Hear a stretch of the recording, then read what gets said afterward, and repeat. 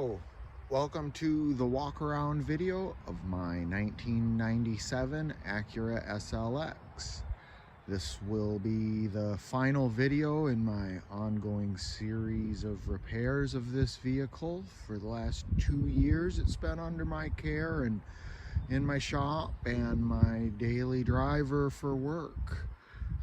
We're out of the shop here today in a little bit nicer location for the walk around video, so let's get to it. In the last 2 years I have done countless repairs to this thing. You should look back on my channel for all the repairs, as they're all well documented on the channel. I have made a list today for the purposes of this video to try and run through them as best I can. I'm going to focus on the new things first that I've done, and I'll get to trying to name some of the endless little things that I've done to repair this classic 25-year-old rig, make it a solid, dependable daily driver.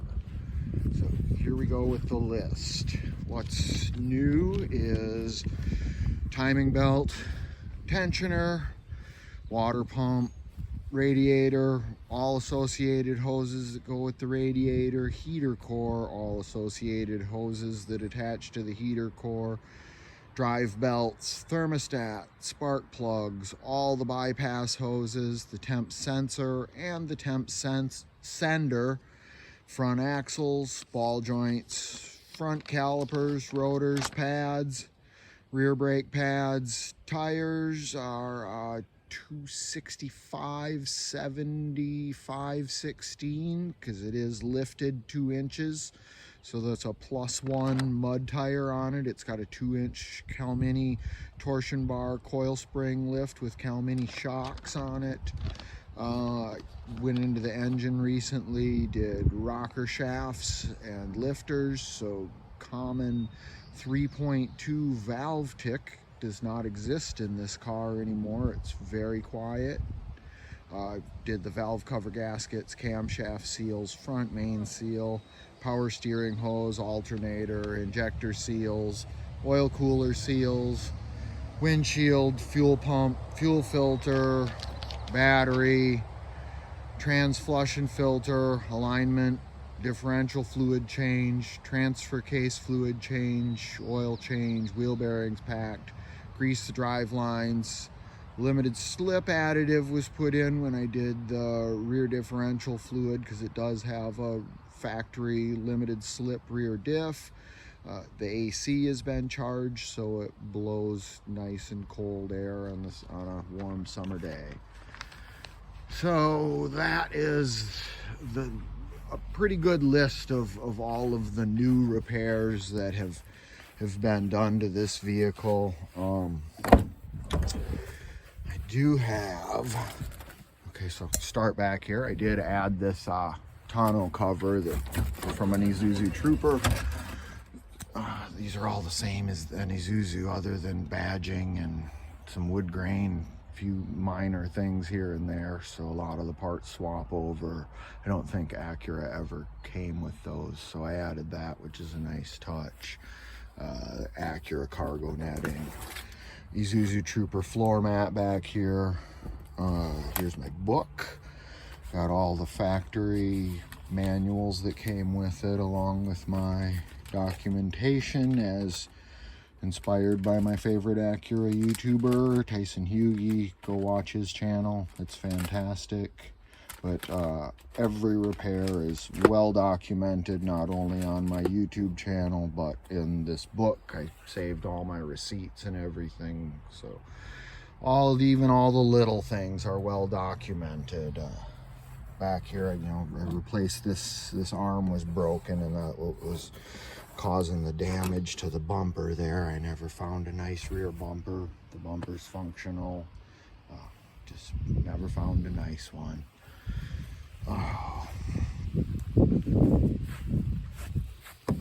Show you the inside of the back here. Back seat's in pretty good shape. There's some water damage, I think, to this back corner here. It's a little crunchy on the leather in the back corner. No tears or anything though. I missed out on a nice leather back seat for it one day at the junkyard because I didn't have the proper wrench, that little Torx wrench that it takes with me, and the next day when I went back, the seat was gone. I did manage to get the front driver's seat that day that was in good condition, so it does have a nice front driver's seat in it. There's a couple little tears in the stitching, but other than that, no tears in the leather. Passenger seat has had a little bit of leather repair done on some cracking there, but no holes or anything in it. Pretty much everything works as it should. Factory CD player and tape deck. CD player skips like a 25-year-old CD player should, but the tape deck still plays well. Some known things that don't work on it are the rear defrost. Somebody took a ice scraper to the rear defrost and damaged the little lines in there in a bunch of places, so the rear defrost doesn't work. The sunroof can work intermittently. It works most of the time. I do have the factory wrench to close it through the little access hole in the headliner in the back. I've replaced cracked headlights, fog lights, center caps on wheels. The clock didn't work. I've replaced that. Added these window visors I found at the junkyard one day. Recently got keys in it.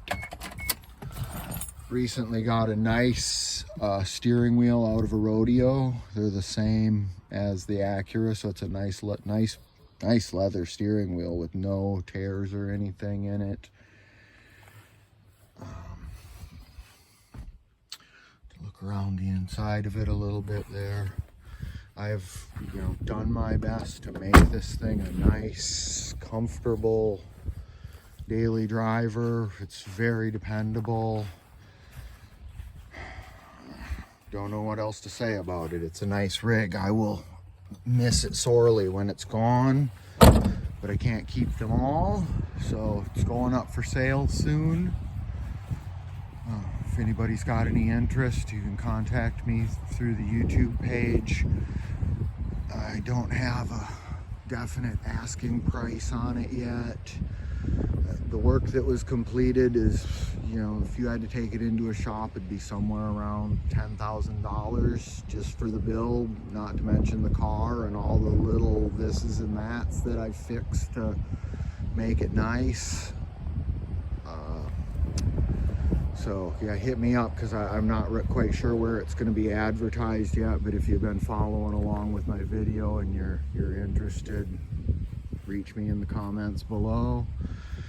Thanks a bunch for watching. See you on the next project.